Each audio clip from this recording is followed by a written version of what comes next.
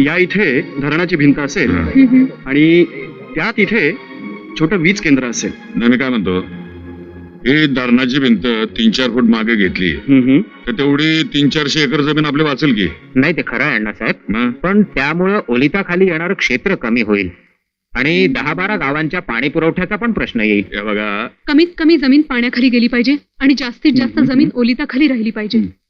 जेवढ्या गावांसाठी पाणी पुरवठ्याच्या योजना करता येतील तितक्या करायला हव्यात.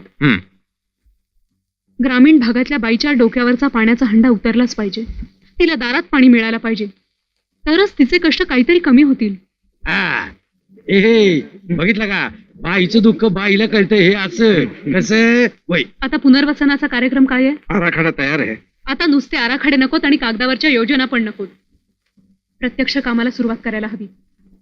आणि एक गोष्ट पक्की ध्यानात ठेवा, आधी पुनर्वसन आणि मग धरण. हे बघा, असं केलं तर धरण कधी होणारच नाही.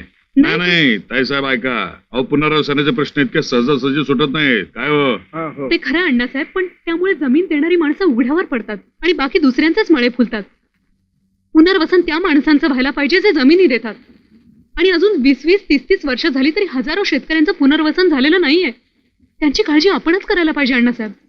समीर शिंदे साहेबांनी हाच आग्रह धरलाय ताईसाहेब.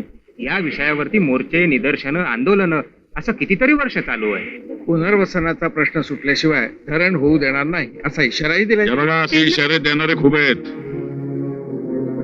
अरे धरण झालं पाहिजे म्हणजे झालं पाहिजे. चला, उशीर होते. चला चला चला.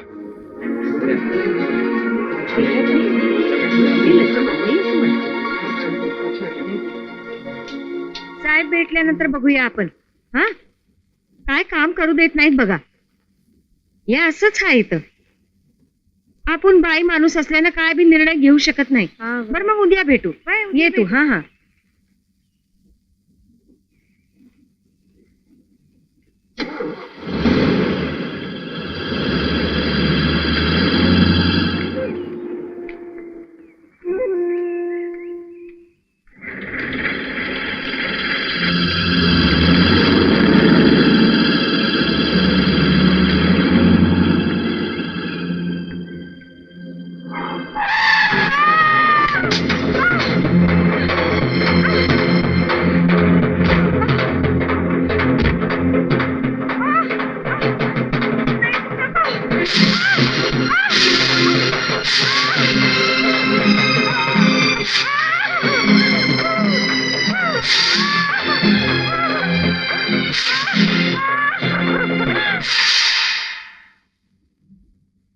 रमाबाईंवरचा हल्ला ही अतिशय गंभीर बाब आहे.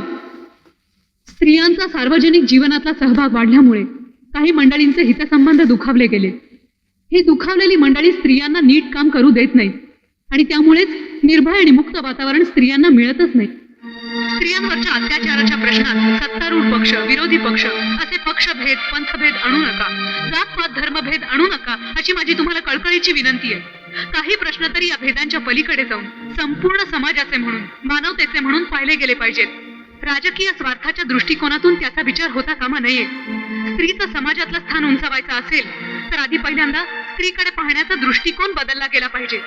स्त्री म्हणजे उपभोगाची वस्तू नव्हे, दासी नव्हे, तर समानतेच्या पातळीवर काम करणारी आपली सहकारी आहे असा निकोप दृष्टिकोन समाजात रुजवायला पाहिजे. पण दुर्दैवानं तसं होत नाही. टीव्हीवरच्या जाहिरातींपासून ते समाजातल्या व्यवहारापर्यंत स्त्रीला एकतर दुय्यम स्थान तरी दिलं जातं किंवा शोभेची बाहुली, उपभोगाची वस्तू अशी तिची प्रतिमा चितारली जाते. हो ताई, आधी बायका कशा वागतात ते बघा आणि मग बोला ना. मला मान्य आहे काही स्त्रिया पदासाठी, प्रतिष्ठेसाठी, पैशासाठी स्वतःच्या स्त्रीत्वाचा भांडवल म्हणून वापर करतात. काही स्त्रिया स्त्रीच्या प्रगतीच्या मार्गामध्ये धोंड होऊन उभ्या राहतात. स्वातंत्र्याच्या नावाखाली स्वैराचार करतात. स्वातंत्र्य हे दबावाचं साधन म्हणून वापरतात. असे प्रकार घडतात, मी मान्य करते. पण बहुतांश स्त्रिया अशा नाहीत. 4-2 उदाहरणांमुळे संपूर्ण स्त्री वर्गाला बदनाम करणं, त्यांच्या विरुद्ध काहूर माजवणं अन्यायाचं आहे. त्यांना समाजाचं भलं होणार नाही. रमाबाई सारखी मागासलेल्या वर्गातली एखादी स्त्री नेतृत्वासाठी पुढे येते तेव्हा तिच्या पाठीशी संपूर्ण समाजानं उभं राहणं आवश्यक आहे. स्त्रीचा गुदमरलेला श्वास मोकळा करायचा असेल तर भोवतीची हवा स्वच्छ करणं, स्वच्छ ठेवणं हे तुमचं आमचं काम आहे. त्यामुळे स्त्रीला त्रास देणारे कुणीही असो, त्यांच्या पाठीमागे कुठलीही शक्ती असो, सरकारनं त्यांना कडक शासन दिलं पाहिजे. कुणाचाही मुला स्वार्थहित न ठेवता कुठल्याही राजकीय लाभाचा विचार न करता सरकारनं अशी पावलं उचलली पाहिजेत अशी माझी आग्रहाची मागणी आहे आणि आग्रहाची विनंती आहे. केवळ घोषणा करून आणि कायद्यात कागदावर तरतुदी करून स्त्रीला समाजात मानाचं स्थान मिळणार नाही, तर ते समाजानं मनापासून स्वीकारलं पाहिजे आणि दिलं पाहिजे.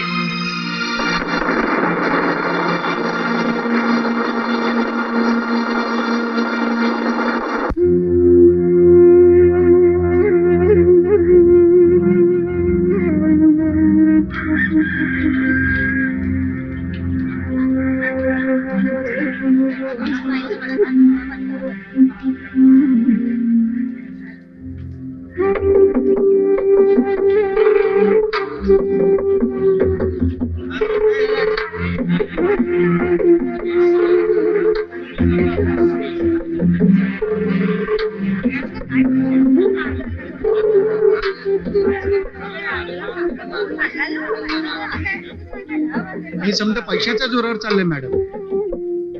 ते बी सारखं आजारी पडत्यात. डॉक्टरकडे गेल्यावर डॉक्टर म्हणतात शुद्ध पाणी प्या. शुद्ध पाणी आणायचं कुठून गरीबानं? चला बघूया.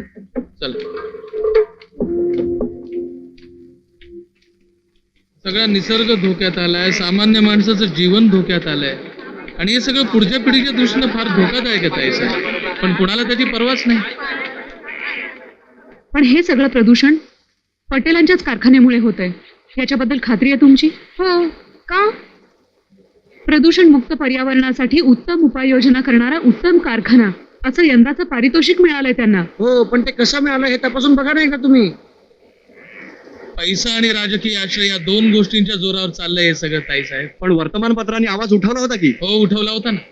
वर्तमानपत्रांनी आवाज उठवला होता आणि काही वर्तमानपत्र पटेलांच्या दबावामुळे मूग गिळून गप्पही बसले होते. सरकारने थातूर मातूर उत्तर देऊन सारवासारव केली. समित्या आल्या, नेते आले आणि पटेलांचा पाहुणचार घेऊन निर्दोषपणाचं सर्टिफिकेट देऊन मोकळे झाले. आणि आमचे पटेल पुन्हा हे पाणी प्रदूषित करायला मोकळे झाले. जो वास सुद्धा आपल्याला सहन होत नाही ते पाणी या गावचे लोक रोज पितात ताईसाहेब. पटेलांच्या फॅक्टरीतली सगळी घाण या पाण्यात सोडली जाते. मागच्या बाजूने पायपानी कारखान्यासाठी हे पाणी चोरून वापरतात आणि बेकायदेशीरपणे सगळी रसायनं या पाण्यात आणून सोडली जातात. आज पत्तूर किती माणसं मेली, किती आजारी पडली, त्याची दखल कोण सुद्धा घेत नाही ताईसाहेब. नाही, मी स्वतः या प्रकरणात लक्ष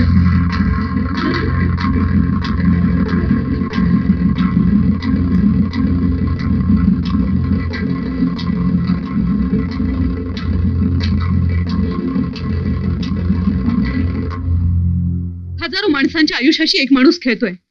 पैशाच्या जोरावर तो तुमच्यासारखी भावली नाचवतोय. अटकपूर्व जामीन घेतोय, त्याला अटक होत नाही आणि वर न्याय मागणाऱ्यांची डोकी फोडता तुम्ही. माझा नाईलाज आहे ताईसाहेब. पटेलांचे हात पार वरपर्यंत पोहोचलेत. अहो, वर म्हणजे कुठे हो? मुंबई आणि दिल्ली पर्यंतच ना. त्याच्याही वर एक परमेश्वर नावाची गोष्ट असते, लक्षात ठेवा इन्स्पेक्टर साहेब. इथून बचावाल पण त्याच्या दरबारात काय जबाब द्याल? मला सगळं कळतंय ताईसाहेब, कळतंय पण वळत नाही. काय करणार? आम्ही पडलो हुकुमांचे ताबेदार. त्या खाकी वर्दीत आपल्यातला माणूस विसरून जायचा, दाबून टाकायचा.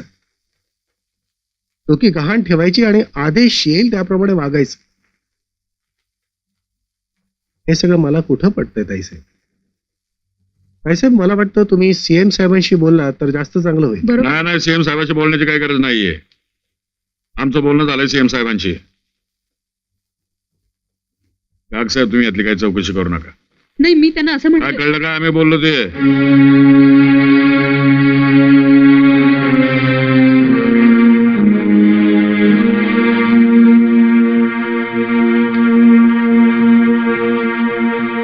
असं की काय सांगायला पाहिजे का तुम्हाला? हा?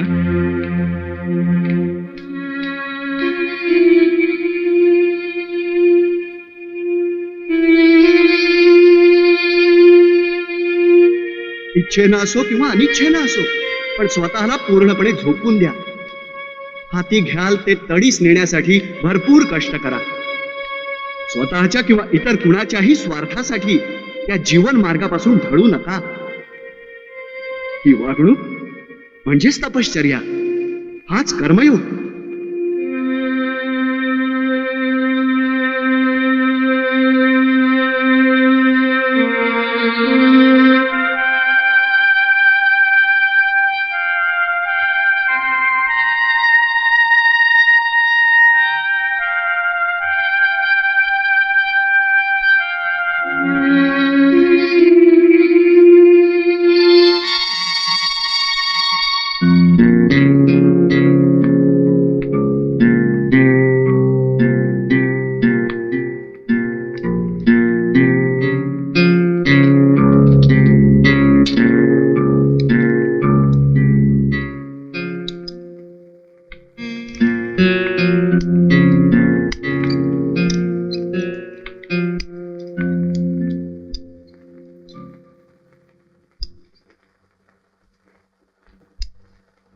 नेमकं काय बोलणं झालं तुमचं सीएम साहेबांशी?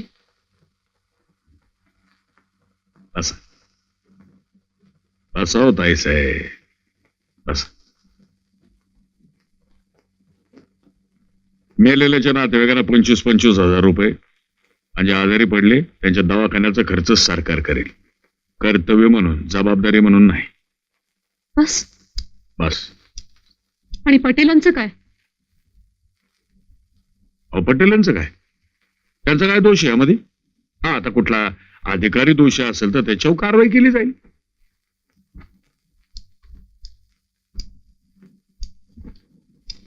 तुम्ही त्यांच्या पाठीशी आहात अण्णासाहेब? हे बघा ताई, पटेल साहेब माणूस मोठा आहे, भला आहे, आपल्याला नेहमी मदत करणार आहे. त्याला असं अडचणीत आणून चालणार नाही. हे तुम्ही बोलता अण्णा? गरिबांबद्दल किती कळवळा होता तुम्हाला. हे बाबा गल्लत करू नको. गोरगरिबांच्या आयुष्यभर आम्ही सेवाच केली, अख्खं जग जाणतंय. शिक्षण संस्था, कारखाना कोणासाठी काढला आम्ही? तळागाळातल्या माणसासाठीच ना. गोरगरिबाबद्दल नेहमी आमच्या मनात प्रेमच आहे, पण भावना आणि व्यवहार यांचा मेळ घालायचा असतो, जो आम्ही घातला म्हणून आयुष्यात इथपर्यंत पोहोचलोय आम्ही.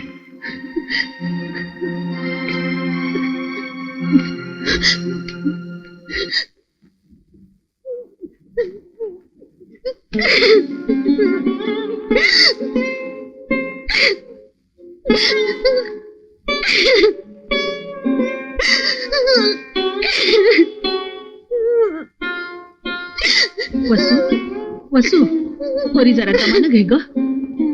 वसू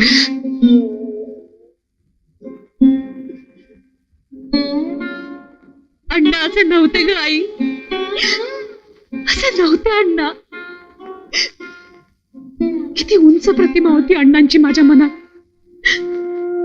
प्रेमळ अण्णा, गरिबांसाठी झटणारे अण्णा, सगळ्यांना मदत करणारे, सामान्यांची काळजी घेणारे, स्वार्थाचा कधीही विचार न करणारे आमचे वडील. आई अण्णा आदर्श होते ग माझा. पण आमदार झाल्यापासून या सगळ्या प्रतिमांना तडे जात आहेत. आई आई मला नाही सहन होत ग या आघात. कशाला त्यांनी मला आमदार केलं? कशाला? शांत आई ग.